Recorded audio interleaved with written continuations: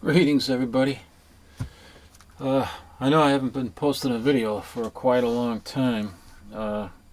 As most everybody knows, I was in the hospital April 2nd. I got knee replacement surgery in my left leg, and then I went into the nursing facility where they continued to do the therapy. But I've been home for the last couple of weeks. I just haven't been able to get down into the World of Stuff sanctuary here. This is actually only the third time in a little over 2 weeks that I've been down here. So I've been kind of whacked out on painkillers and everything else, and so I thought I'd do this update. I am home, and first of all, I want to thank all the new subscribers. I usually do that personally by leaving comments on their channel, but I haven't been able to do that. I've watched some of the videos, but I haven't been able to leave comments on videos that I've watched because I get too loopy. I can't think straight. I avoided taking some painkillers so I can come down here and not be too loopy. But even that was kind of hard. So, but anyway, when I got out of the skilled nursing facility, my wife picked me up there. And we drove home. On the way home, the traffic was so bad that we took an alternate route.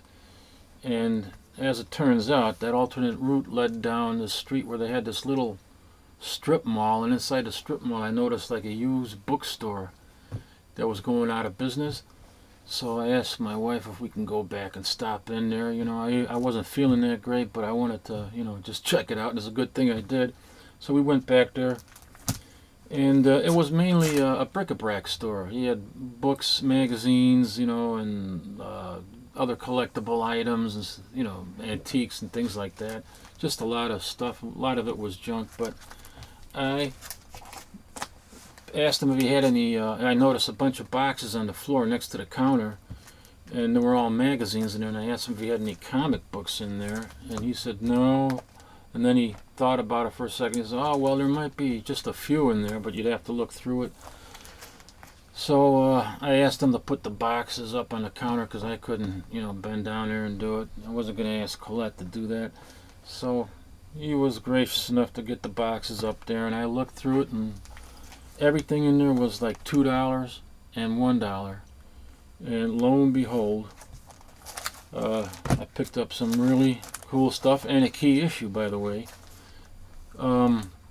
First of all, I picked up these teen rock and roll magazines from the 1960s, song hits, and this one, Hit Parader. And these were published by Charlton Comics. Originally, it was called Charlton Publications or Charlton Publishing. And what's interesting about this Hit Parader is that the founder of Charlton Comics, John, what the heck was his last name? Stanangelo.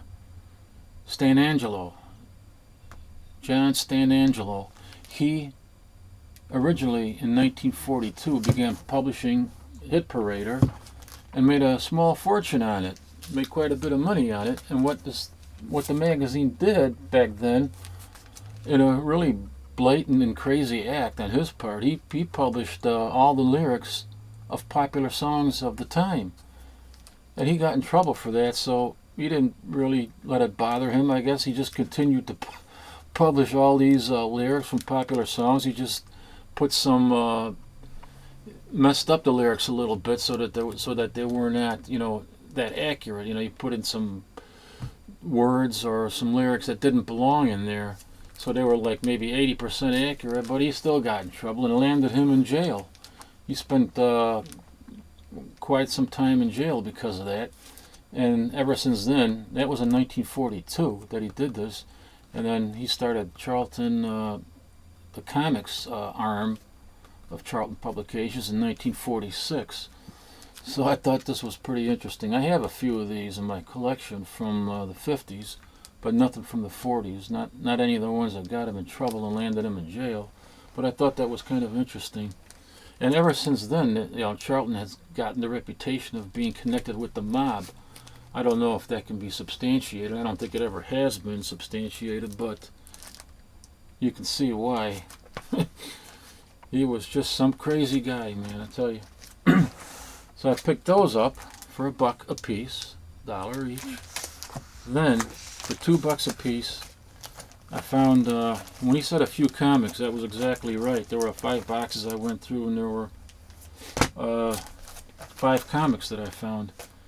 And here they are. Challengers of the Unknown, 57 for $2, and it's in pretty nice shape. Probably fine condition. Next is Challengers of the Unknown, 58, which looks to be in very good condition. I got to rebag and board all of these. And then number 164 of the House of Mystery.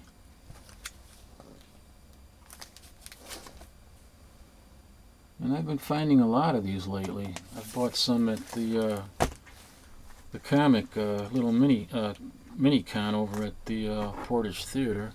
I showed you those. And here's another House of Mystery, number 162. I picked up for $2.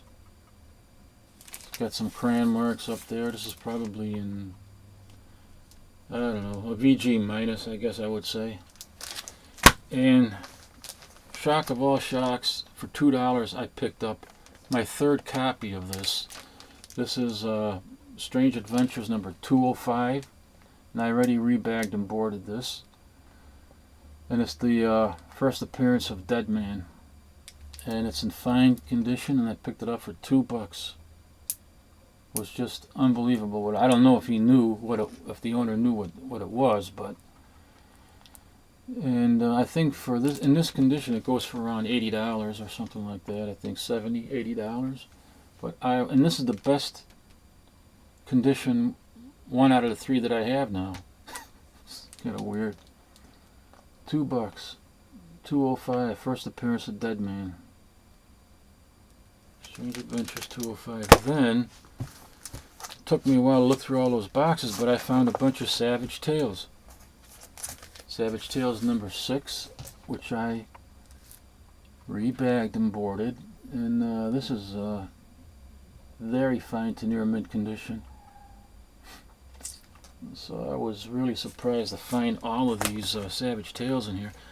Then there was number 5, which looks like it got run over by a truck.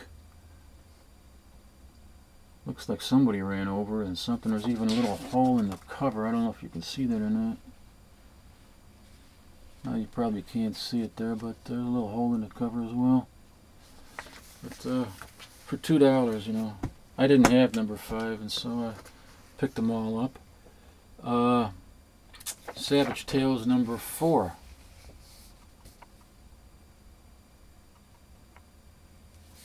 And this looks to be in very good plus condition. I would grade this in a very good plus. It's got a little bit of creases on the spine here, but not too much. Then the other thing I picked up were 2 copies. He had 2 copies of Savage Tales number 3.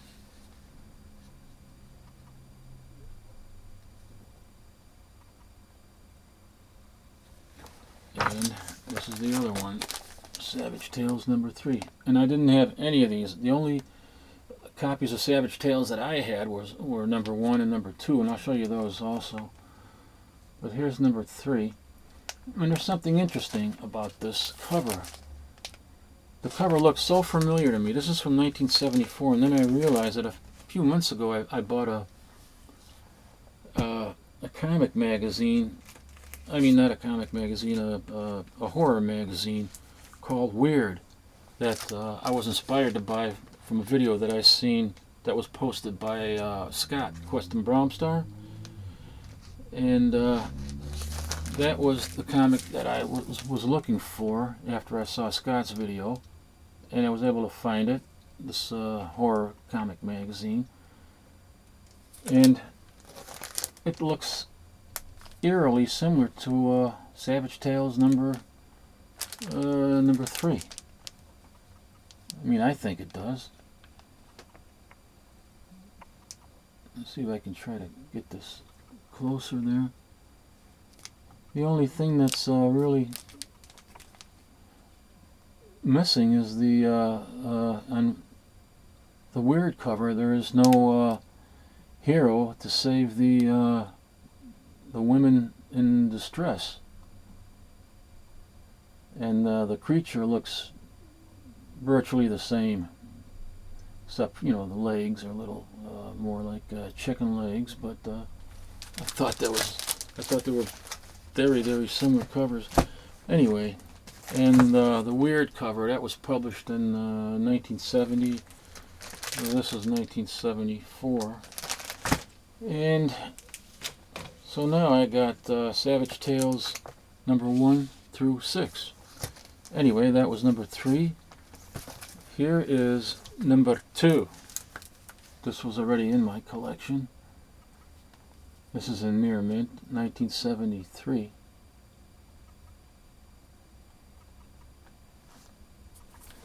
And I showed you this before. Savage Tales number 1 from 1971. But since the last time I showed you this, Savage Tales number 1, I knew I had 2 copies.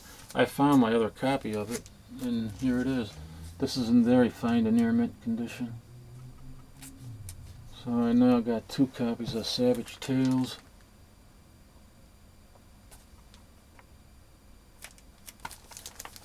So, yeah, anyway, I'm in kind of a little bit of pain here, so I'm going to stop this video here, and just wanted to give you a quick update. Man, when I was in that nursing home facility, it's a skilled facility that specializes in, giving physical therapy to people that have had joint replacement surgery. They brought a guy into my room the last 2 days I was there.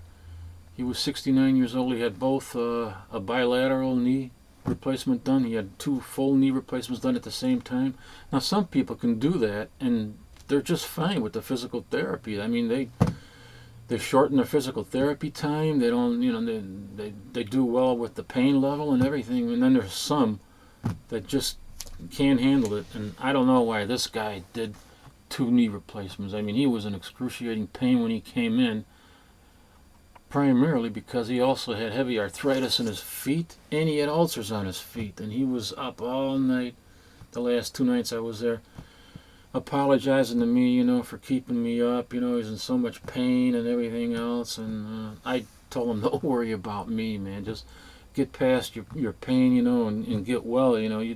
I felt really bad for the guys. I told him not to worry about me. He wasn't keeping me up, because I told him I was up all night anyway because I can't sleep. I got a sleeping problem, which of course is a lie, but I didn't want him to think that he's got to worry about me now too, But anyway, so I was glad to get out of there and be able to get home and do outpatient therapy, which I'm doing right now. But it just goes to show you, man, some people there's always somebody has to deal with a lot more pain and a lot more physical issues than you do, so you never know how lucky you really are and stuff. But anyway, yeah, as a matter of fact, I called that guy yesterday. He was surprised to hear from me. I wanted to see how he was doing because I felt so bad for him and everything. And he's getting along now and stuff like that. But anyway, that's about it, and I'll try to post another video pretty soon if I can think of something.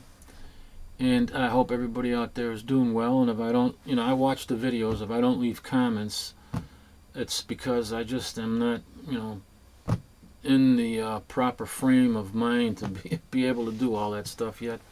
But I'm slowly getting back into it, so just to let you know. Anyway, hope everybody is doing well, and I hope to see you soon. Take care.